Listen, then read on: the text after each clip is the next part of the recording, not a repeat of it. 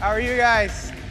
Welcome. Thanks so much for coming. So let me tell you a secret. This session is 300% oversold. 300%. You were the few and the chosen who've been allowed to see me today. I'm kind of seeing on your faces that it's not really about me. Maybe it's about the subject. Is that true? Okay, well, let's talk a little bit about Gen AI. This session is all about how you innovate faster with Gen AI, with enterprise-ready Gen AI. So I've been involved with machine learning for about 10 years. And 2 years ago, if you had told me that I could give Anna in finance an agent that she could upload her quarterly statements and her PDFs and ask complicated questions like what is driving net income in different parts of the business, I'd probably say either that's going to cost millions of dollars or it's impossible. But that's not the case today. Today, what's happening is actually businesses all over the world are getting value from Gen AI. It's absolutely fascinating to see. And cool, later on, Fiona from Wayfair is going to come talk about what she's doing with Gen AI. You might have heard, for some of you who made it from the keynote all the way over here, it's always a long walk, isn't it? Thomas talking about effectively this kind of ecosystem and these platforms. And so we're basically going to dive into one of those today, and that one is Vertex AI. And so we're going to talk about Vertex, and we're going to talk about that platform that lots of these different agents are actually built on top of. And so that blue box there, and we split Vertex into effectively 3 parts. So at the top part, we have dev tools, agent builder.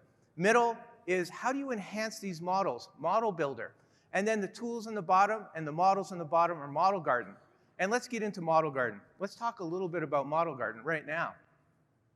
So when we first came up with Model Garden and we were first talking about it, it wasn't about having 5,000, 10,000 models. In fact, we went and talked to a bunch of customers and said, you know, how many models do you need?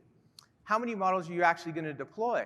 And what are you going to use them for? And so we found out that, in fact, 99% of the usage is less than about 100 models. And so we went out and we found open models, first-party models, partner models, and we brought them together, and then we curated them, and we made sure that they actually worked, and we did a bunch of work to make sure that they work with our tools, and so made it super easy for you then to get at all these great world-class models. And so first and foremost for us is actually Gemini. Gemini, we just shipped December 13th. And even though we only shipped it December 13th, there's already 1 million developers using Gemini today. 1 million developers using Gemini. And even though it was only a few weeks ago that we shipped it, we actually are shipping another version of Gemini 1.0 called R2. And what does R2 do? Well, basically, it's faster, so lower latency. It does chat better, and it really improves coding in all sorts of amazing ways.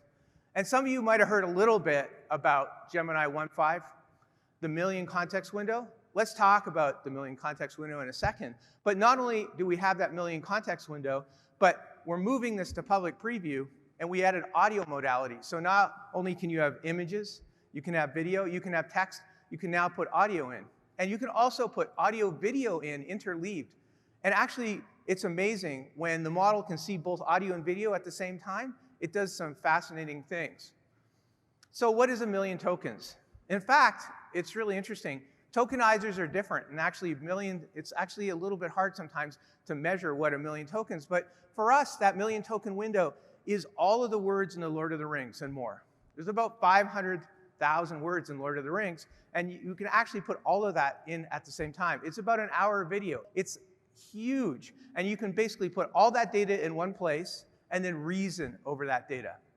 And actually, when DeepMind came and talked to us, and I see from DeepMind friends in the audience, hello, they came and they said, hey, you know what? What could we do with 1 million tokens? And I said, I don't know. And so we actually went to a bunch of customers. And we said, hey, what could you do with 1 million tokens? The first customer we went to was a media customer. And it's really actually super interesting what they came up with. And so first of all, it was like, hey, you can put an hour video in there, and you can search across it and find very unique things. Like, I want to find this person doing this thing, standing in front of this type of building, et cetera, et cetera. And that search, and that was pretty cool. But you can actually go way beyond that. And in fact, last week we uploaded a comedy show, and we said, find the biggest laugh in the comedy show. Who had the best joke? Tell us what the joke was, and tell us why the joke was funny. That opens up a huge amount of stuff when you think about reasoning and how to do that. And the next company we went to was a gaming company, and we said, hey, what would you do with this? And they said, well, actually, the multimodal stuff is super cool because they could add clickstream, they could add chat, they could have audio, and they could have video, and then they could reason across it and see how do you enhance the experience for game players. Last one is finance. How many people have been involved in an M&A? Anybody in here been involved in an M&A? I see a few hands. How many people love the data room that has 10,000 documents? Don't love the data room. Why is it that every time these poor paralegals are put in a basement and you have to find limits of liability and change the control language, and these poor paralegals, and why are they always in a basement? I don't know, but it always seems that way. They basically have to look through these documents and hand look through them. Well, with Gemini, and this is what happened here, is they took thousands and thousands of these contracts, put them in the model, and said, look for change of control language. Even more interesting, they did it multilingually, because some of the contracts were in German, some were in Spanish, and some were in English. And so you can do that sort of thing, taking something that took so much time and pulling it in and making it that much easier. So foundation models, updating Gemini 1.0, and we have the twin Geminis at the top, no pun intended. And then we have a new speech model called Chirp v2, Imagine, and I'll talk a little bit more about that, and then a new embeddings model. Embeddings model is super cool, and I think we don't talk enough about that embeddings model. It actually is multimodal embeddings model. It's 7 times smaller, and it's much, much faster than the models on the market. We have this customer who has 3 billion documents. Those documents have text and images in them, and they're using the embeddings model to learn new things about their corpus of data and what they can take and what sort of value they can get out of it. It's actually pretty fascinating. So Imagine v2. So we shipped Imagine v1 a couple months ago, and basically that was text to image. And so what we added with v2 was a couple things. First of all, in-painting editing. So you can actually edit images right within the model itself, and it does this fabulous job of figuring out how to move things around and figuring out what's in the foreground and the background, and you do some very, very cool stuff with it. And this model has been super successful, super successful. You know, it's just gone like a rocket. In the last month, the usage has increased 300%, 300% month-over-month growth, and we have friends like Canva and Snap who are using this with their customers today. This model is absolutely taking off. And lastly, we wanted to add some even more kind of cool stuff. And so we did this thing called text-to-live image, which effectively allows you to animate images, create GIFs out of interesting kind of prompts. And so you can do things that'll make little ads, like little 4-second ads, or you can make GIFs, or you can add content, and you can do things and make this realistic motion. And so adding that, so we basically went from making images to editing the images to animating images, and there's more coming. We also care deeply about digital watermarking, because we think that responsibility is core to what we do and the models that we build. And so we took some more tech from DeepMind called SynthID and put invisible watermarks on everything that comes out of Imagine, and so you know that it was built by an AI model. But that's our models. Let's talk a little bit about, because we believe in choice and the open ecosystem. And so we've added partner models and open models as part of this. And so we're proud to announce that we added Anthropic's model, Claude. And you see that asterisk that says coming soon? That is no longer true. As of 9 o'clock last night, you can get Opus 2 because of some heroic work the engineers did last night. And so you can get all of the Android models right there in Model Garden today. We also open models. So in addition to Llama 2, which we've already shipped, in addition to Mixtral and things like that, we also shipped an open version of Gemini called Gemma, Code Gemma, Recurrent Gemma. These are the open versions that you can take of Gemini and do some amazing innovation on top of that. So let's say that there's a model that you want, but it's not actually in Model Garden. Well, that's easy as well. In fact, we work with our friends at Hugging Face to do integration right within Vertex AI. You can go to the Hugging Face UI, you can go and click deploy, hit the deploy button, deploy to Google Cloud, and it will deploy that package right down to Google Cloud. You don't have to cut and paste code or figure out a bunch of other stuff. It's really, you can click and deploy. And it's actually bilateral. So if you're in Vertex and you want to go get a model, you can go up and get that model too. One of the last things we did with Model Garden is we got some feedback that customers want to be able to control what models show up where and when. And so we built this org policy that defines access to those models within Vertex. So you can actually, as an admin, say, these are the types of models that I want you to experiment with and go to production with. And so it was important that we added that level of control for admins. So let's pop up the stack to Model Builder. So we talked about, here are the models. Now, how do you enhance these models and make them your own? So there's kind of 4 verbs within here. We talked about discovery, how do I find those things? Tuning and customizing, taking my data with these models, putting them together. Augmentation, and monitoring deploy. And let's dig into each of those things. So, tuning and customizing with your data. You know, lots of people ask me, they say, how do I get started? Well, it's really pretty straightforward. Getting started is doing prompt design. So you start with that. It's cheap, it's simple, it's cost effective, it's fast. But you move along all the way to the other side, you start to get into more complexity. And so supervised tuning or fine tuning and distillation is kind of the next. Now, it's not super expensive, but it takes a little bit more time. You got to take hundreds of pieces of data, and you can use that to make the model your own. Or you can distill the model, take a really big model, and make it single task, and pull it down into something that was more manageable and faster. Next, you get into reinforcement learning. Reinforcement learning is pretty cool. You could take your website, thumbs up, thumbs down, and you could basically use that as a signal that comes into the model. And then lastly, full fine tuning. It's the most expensive, it takes the most time, it takes the most energy. Well, today we're announcing supervised tuning on top of Gemini. So you can take your data with our best model and do tuning on top of that. And that adapter-based tuning is pretty cool because you can basically take your data and you tune this little child model that sits on top of Gemini and drives it. And it works super well. This last piece, I'm a little too excited about maybe, was prompt management. I went and visited a customer, I don't know, I'd probably say 6 months ago.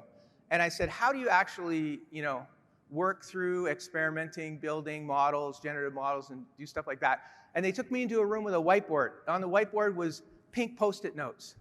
What were on those Post-it notes? Prompts.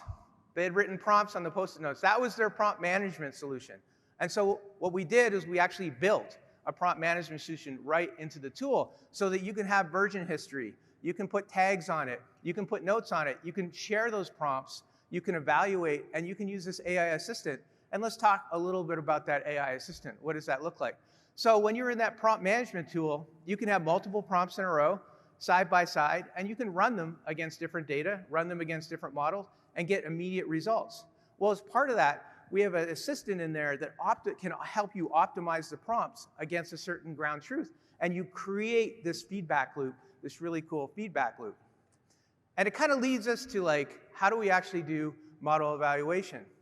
And I talked to a lot of customers who struggle with this and spend a lot of time trying to figure out how to evaluate models. And so we built a bunch of stuff within the actual interface itself to allow you to do rapid evaluation. So I can actually press a button with a set of prompts, with a set of data, with a model, and it will give you a confidence interval right away, within seconds. I can tweak the prompt. I can press the button again. I can compare it to ground truth. I can do a lot of different interesting things in a very rapid way. And so that exists today. And then we added auto side-by-side. Auto side-by-side, to kind of explain, basically you take a little bit of your data and you feed it to one of our biggest models. And that model uses and creates a synthetic data set. And it creates these synthetic data sets and allows you to effectively compare models against each other. And it's really, really cool. It takes quite a bit more time, but you can do that in online or offline. So we talked a little bit about all these pieces, but what I think would be super cool was actually to see it in action. And so I'm going to invite Polong on stage, and he's going to do a demo for us and show us how all these pieces work and how these work together. Polong, why don't you come out here? Hey, man.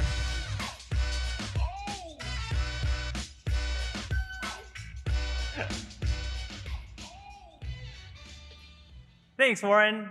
So I'm particularly excited about Gemini 1.5 and Imagine 2.0. So let's see them in action. As Warren mentioned, here in Vertex AI Model Garden is where you can find not just Google's first-party models, but also partner models and popular open models. Now let's jump straight into Vertex AI Studio, the console interface for using Gemini.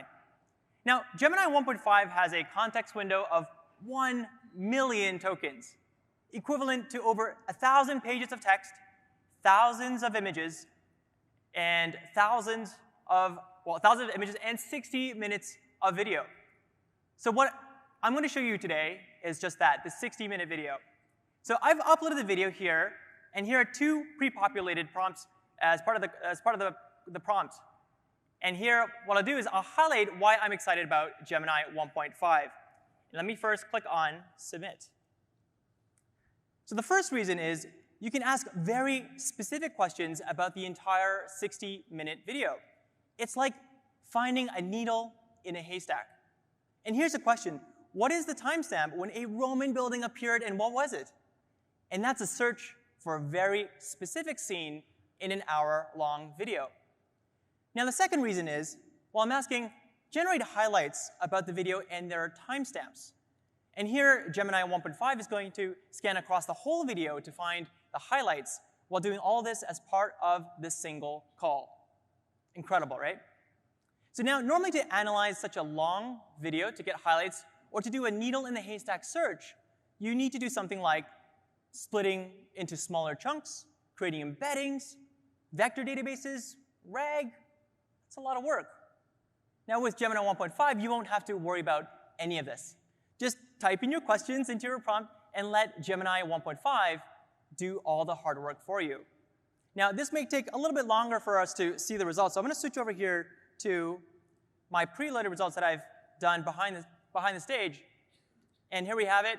And just given the time constraint, let's visually validate the response to the first question here.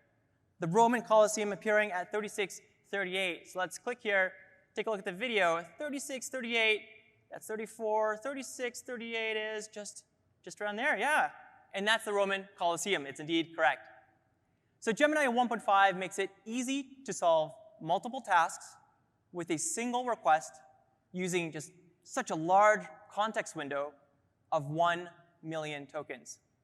Now, instead of a 60-minute video, what if you have thousands of images and you need someone to help you make a decision about those thousands of images?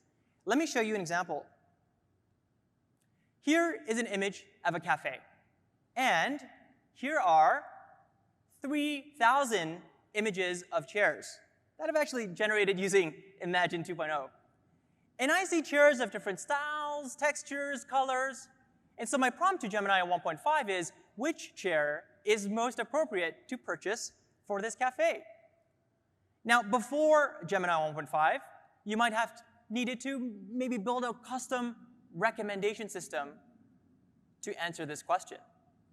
And now, you can just send thousands of images and let Gemini 1.5 answer the question for you. So let's take a look. So I'm going to submit this to Gemini 1.5, and these are the results. That's actually taking 2.5 minutes, but here's the results that I've visualized in this app. So you can see for furniture 1, it says this brown leather armchair, and specifically mentions this cafe, even though I didn't include that in the prompt at all. It mentions that this chair, what does it say here? It says it would complement the existing metal and wood elements in this room. Wow, that's incredible. With Gemini 1.5, you can get such a descriptive response after seeing thousands of images. And by the way, here's the raw response, the raw JSON response below from Gemini 1.5, which I rendered to make the visualization you see here above. Now, speaking of images, let me switch over to the next demo with Imagine 2.0. And as Warren mentioned, with Imagine 2.0, you can do text-to-image generation, watermark images with SynthID, you can edit images, and you can create live images as well. So I want to focus on editing images without painting and live image generation. So let me first start with outpainting. Now take a look at this image of a cake. The aspect ratio is 1:1, right? Now, what if I What if I think, maybe the end user needs this to be in a different aspect ratio, like 16:9. And you can't just crop this image into a 16:9 ratio, because that's just not going to work. And that's where outpainting can help. So let me click on outpaint, choose 16:9, and here let me center this, and click generate. Now, I'm doing this in the UI, but as a developer, I can also do all of my image generation or editing needs via the Vertex AI SDK. And that allows me to scale across lots and lots of images. So let's see if we see the results.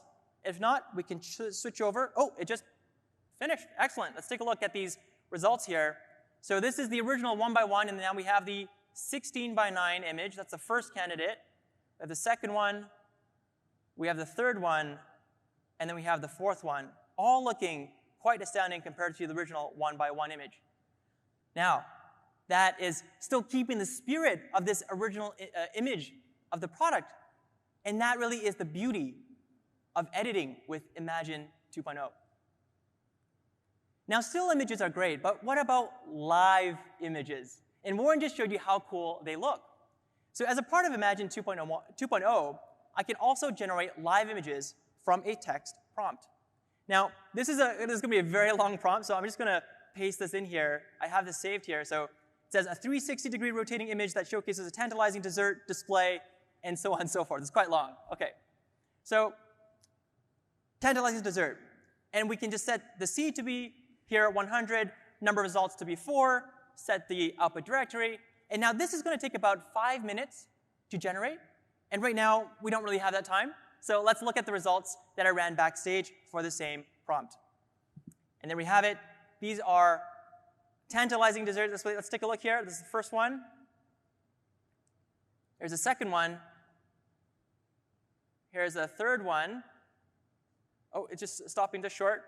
And here's the fourth one here as well. It's just stopping short. Let me switch to another that I've actually just pre-generated as well earlier. Take a look here. And take a look at this. First image, second live image, third live image here, and fourth live image of this 360-degree rotating image that showcases a tantalizing dessert display. I'm not going to read all this. So these are these live images that you can use to create short-form ads. You can create visual assets. You can create content for social. And by the way, these live images have been digitally watermarked with Synth ID as well. So those are the features that I'm particularly excited about when it comes to Gemini 1.5 and Imagine 2.0. So thank you so much, and back to you, Warren. Cheers. Great. Thanks very much. Thanks for showing the magic. And I should probably make sure that you understand, I take full responsibility for the slightly awkward, weird handshakes. We made them up ourselves. But we make world-class AI, and we do our own choreography, which is probably a mistake. But let's talk a little bit about the top box, which is the dev tools. And so one of the things that we learned as we were building different agents this year, and we learned this a lot through the AI search and conversation stuff that we built, was that there's a set of tools that are really cool for developers that they can use. And so as we built these things, we figured out there's certain pieces to it that we can actually use those and build those and put those into your hands. And so this agent builder platform came out of that. And that agent builder platform goes everything from different types of orchestration to primitives and things like that. And we'll dig into each of these pieces. And so this platform actually has 3 different components to it at the top, which is you can start with no code. So you can just drive things with natural language. You can do low code. So maybe I have a few pieces, a few Lego blocks that I just want to join together. And of course, full code. I want to get into all the primitives. We believe that customers should have choice and that they should be able to do things in the way they want to do them. And so that's giving you lots of different options. And so when you look at the tools kind of come into these pieces. So you start with orchestration, and then you move to grounding, and then taking action, things like extensions, and then, of course, the primitives within that. And so at that top layer, that no-code layer, we're announcing Vertex AI agents. And so you can build agents with natural language. And you're like, how does that work? Well, this is how it works. You basically have a set of templates that are pre-built, and then you can go into those templates, and you don't need to code. You don't have to do Python. You don't have to do JavaScript, any of that type of stuff. You could just use natural language to drive and build these agents. You can effectively take them out of the box. You can customize them in any way you want. You can ground them in your own data, and you can test and publish them. And you can also iterate on them as you're putting them out there. And literally, within less than 10 minutes, you can take and put an agent out on your website if you want. We also believe in open source. And we also believe in meeting developers where they're at. And so today, we're announcing LangChain on Vertex AI. And so as we have in the past, continue to embrace open source. And we saw hundreds and thousands of developers using LangChain. And we're like, this needs to be our orchestration layer as well. And so we put that in the product. So directly in the product, you can use LangChain to build your applications. Also, we talked a little bit earlier about augmenting. And so that is really about grounding the model in the truth. And so some of the things you might have seen out there is, the model basically kind of cuts off at some date with training on what data it has. But you can ground it in Google search. So the world's best search, you can now ground your model within the world's best search. And we actually allow you to ground the model as well within your own data. And so there's kind of two pieces and two ways to do that. And we'll kind of dig into them in specifics. But we're working with a customer. They had highly technical documents, like 1,500, 2,000 technical documents, and had things like pressure ranges and all sorts of things like that within it. And so they really needed to ground the model specifically in their technical documentation. And so they actually used Vertex AI search to do that. And this is kind of like the easy button for grounding. Really, what you could do is you just take your data, you bring it in, it does all the complicated stuff.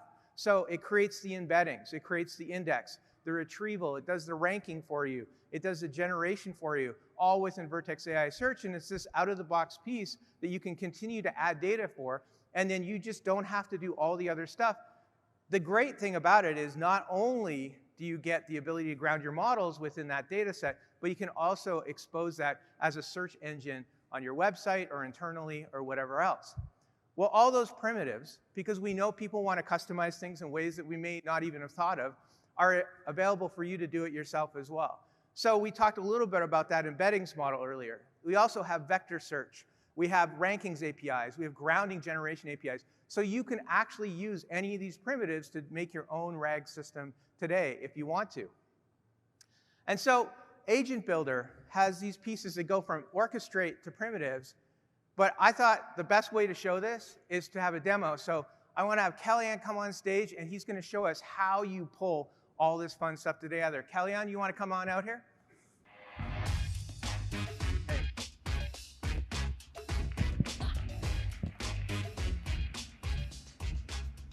Thanks, Warren. So as a product manager, I spend most of my time building products. But once in a while, I get to buy something really cool for my team.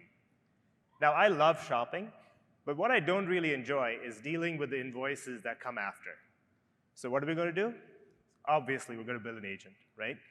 But as a developer, sometimes I want to get started as quickly as possible building that agent, or sometimes I just want to write all the code myself. With Vertex AI Agent Builder, I can do both. So let's see how that works. I'm going to start in the Agent Builder console. Now, this is where I can build an agent with a set of pre-configured tools and some natural language instructions. Let me show you the tools first. So I'm going to click on Tools here. Now, tools tell the agent how to do various tasks. They're like your recipes for the agent, right? So here I have a few pre-configured tools, one for Vertex AI Search to search like Warren just described, one to call Gemini, and one to call SAP, an external system, to process payments for these invoices. Now, the other set of choices we have is the kind of model that you can use for your agent, right? So Warren talked about choice. Your organization may have a specific model that's been approved for your developers to use, and so you can pick that from the drop-down here. All right, so let's go back to the agents. I'm going to click on Agents here. I'm going to click on Invoice Buddy. This is the agent that I just set up backstage.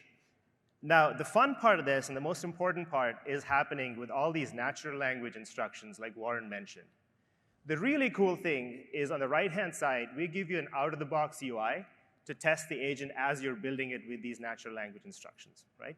So I'm going to demonstrate that as I interact with the agent. So the first thing I'll say is, find me the invoice from Symbol Labs, which is a fictional company that I'll use. So how does the agent know what to do? It's because I've got instructions here, again, in natural language, telling the agent to use the Vertex AI search tool to find the invoice from Symbol Labs, right? And on the right-hand side, you can see it's done just that. So we have the invoice. Now let's say I want to summarize it. I'm going to say, summarize the invoice for me. Now once again, the agent should follow the instructions here I have here, number 2, and then use Vertex AI Gemini Pro to summarize the invoice and give me back the main highlights. Now, notice that in the invoice here, I've got a mix of text, tables, and images. So hopefully we'll see the true power of multimodal Gemini in action here. Let's see what it comes back with. All right, so it pulls out a neat summary, items ordered, important dates, etc. Also pulls out an image from the invoice. Now, if you're looking carefully, you know what I'm trying to buy, right? That's our little secret. It's a fancy McLaren. Warren doesn't know about this. So we'll see what he says when he comes back on stage. All right, so now I've looked at the summary, but what if I want to compare this with the actual contract, right, to see if everything matches? So I'm going to say, cross-check with the contract. Now, once again, the agent should follow the instructions that I have in here, again, using search to find the contract and see if everything matches up. Let's see what it comes back with. All right. So it's actually found a discrepancy, right? So something remarkable has happened here.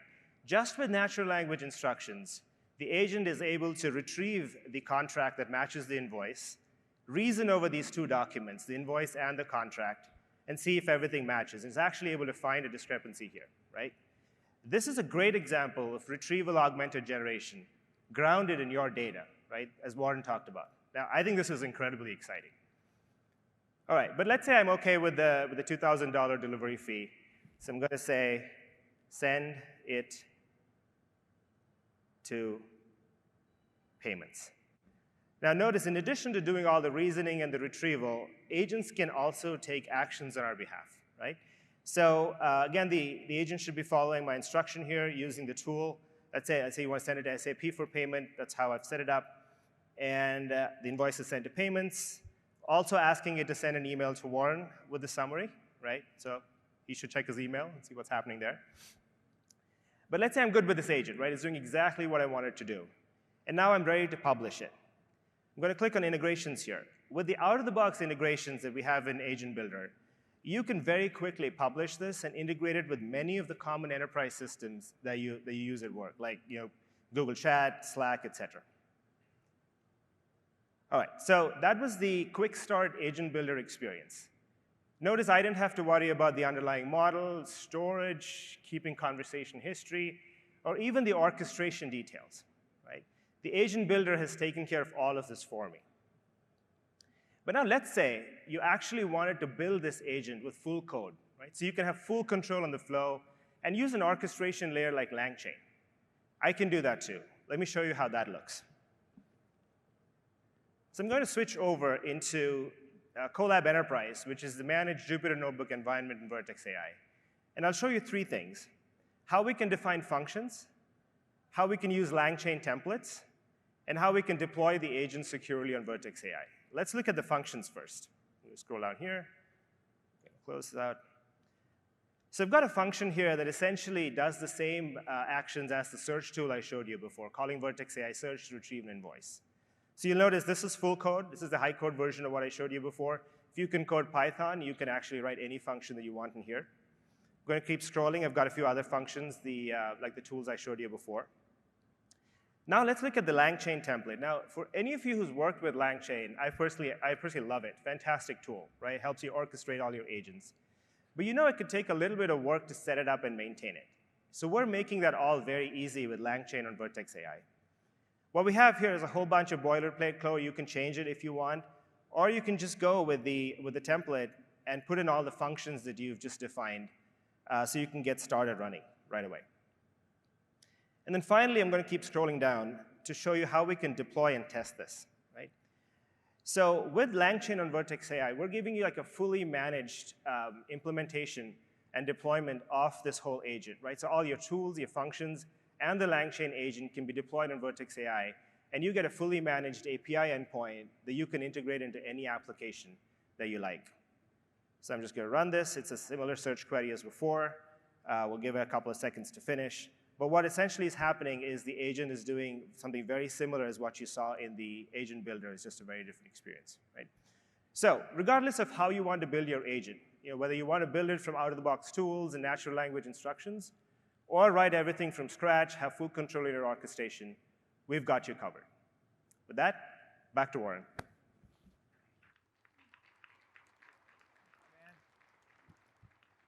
I live to see that magic come together. It's so cool. And I was paying attention, and I will not be approving the orange McLaren $250,000 supercar that he's sending me an invoice today. That's not happening. I promised you earlier that we were going to bring a customer on stage, and so I'm honored and delighted to bring Fiona Tan, the CTO for Wayfair, and she's going to talk about some of the amazing things they're doing with generative AI in their company. So Fiona, why don't you come on stage and tell us a little bit about that?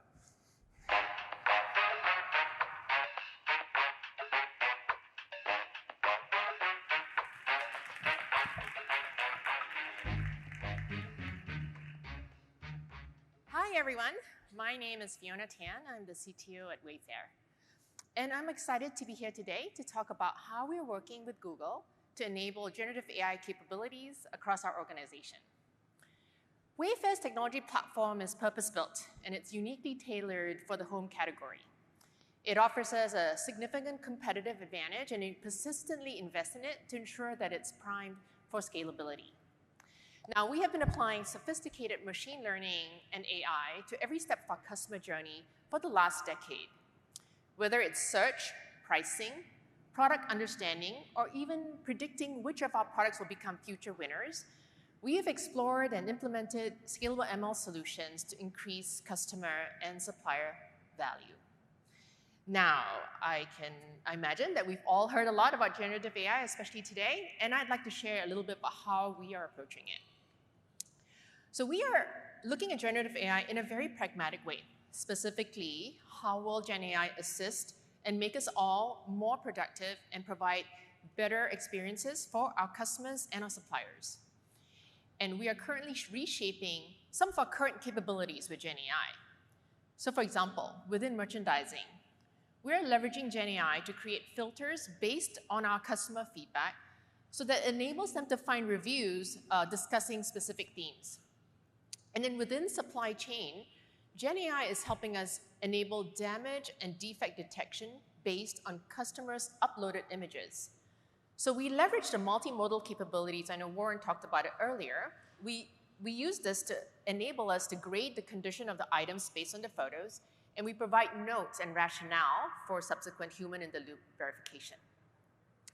Now, in addition to the above, generative AI is also helping us enable new capabilities for our customers, our developers, and across enterprise functions. As an example, our legal team is leveraging Gen AI for risk monitoring by using the contextual analysis of our customer feedback. Now, let me give you a brief preview of 2 additional use cases where Gen AI is helping us create new capabilities.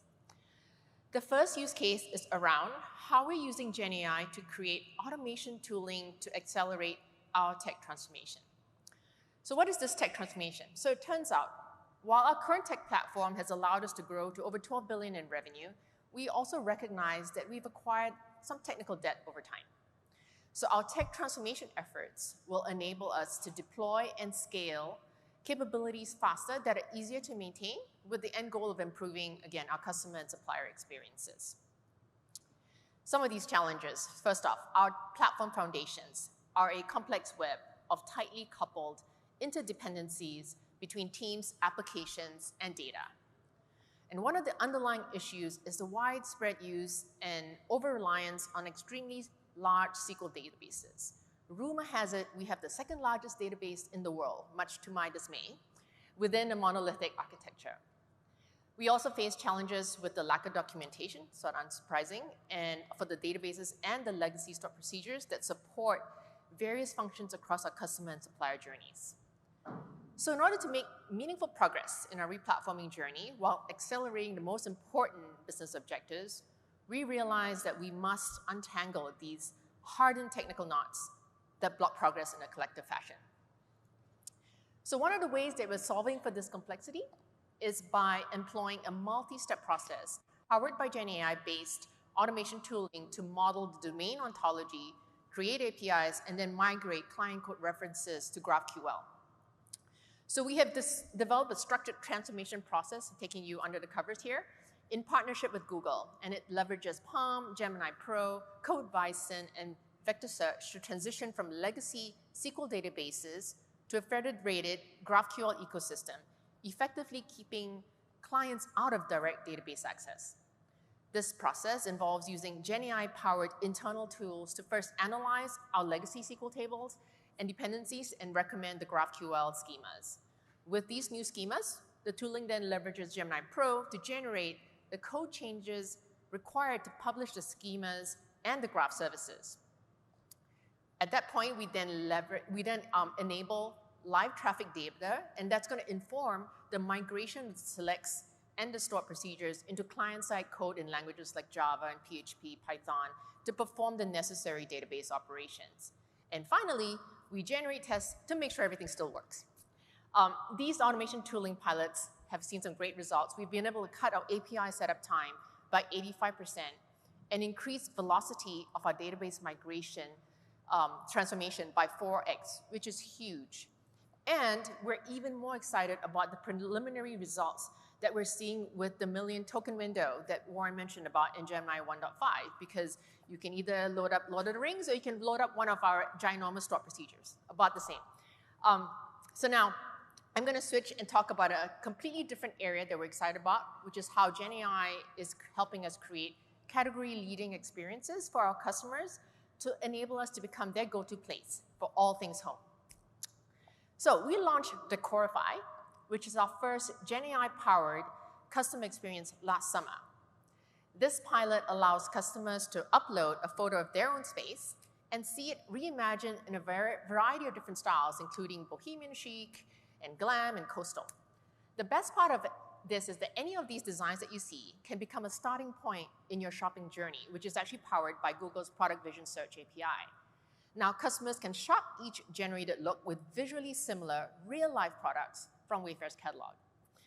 The Google Cloud Suite enabled us to quickly deploy a customer-facing pilot project like Decorify and iterate based on customer feedback. Our small innovation team was able to easily experiment with the help of Google's Cloud Run, Firebase, and the Vision API, which allowed us to create a new experience that's enabling our customers to channel their inner designers and provide a new starting point for an inspirational shopping journey. Give Decorify a try and give us your feedback. We are constantly iterating it to create a better and the best possible experience. Thank you all. Warren, back to you.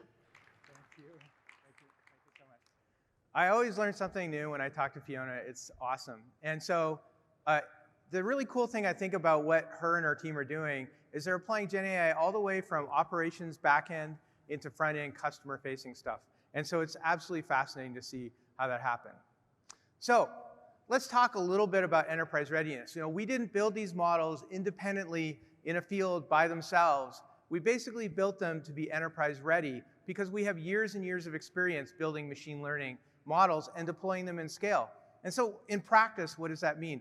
All the goodness that we have around data and security and responsibility and safety are basically at the bottom of these models. And so like one example of that is data governance. So now you have prompts. And so because of prompt management, you now have this steel thread that goes from prompts to models to data to deployment. And it's really, really pretty cool that you can take that and take it to your compliance officer and make them happier. And then your data is your data. We don't train on your data. Your data is your data. In fact, you can use your own encryption key and make sure that your data is, you're the only ones who are working and seeing on your data. So every layer of governance is there with the models, just like it is with any of the other Google Cloud stuff. And of course, we also protect you with indemnification. And so some people ask me, how is that possible? Well, it's possible in two ways. One is we really care about the training data that we have in our models, and so we go through it with a fine-tooth comb to make sure that that data and the data hygiene is really, really good of what we put on our models. And on the output, we have recitation checkers looking specifically for things that shouldn't come out, and so we can provide indemnification.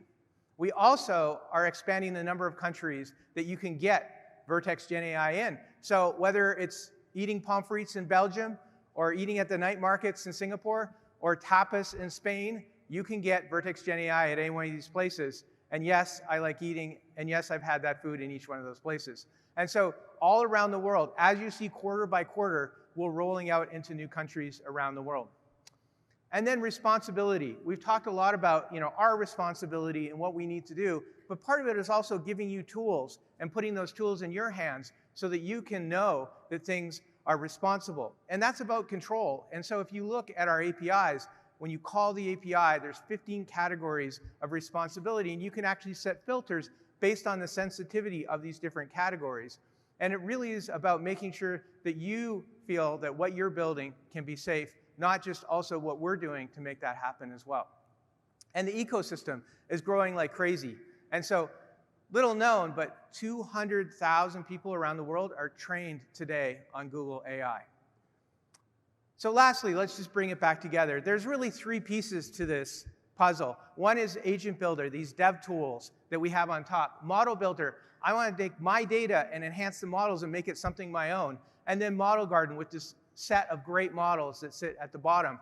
And so really we pull that as a package and a platform you can use today to innovate right now. And so this is early in this week. There's a ton, if you want to dig into learning more about this, there's a ton of different types of breakout sessions that you can go to dig into each one of them. I want to thank you very much, Google, customers, partners, for all the feedback you've given us. It's been a pleasure talking to you today, and I hope you have an awesome, awesome week. Thanks very much.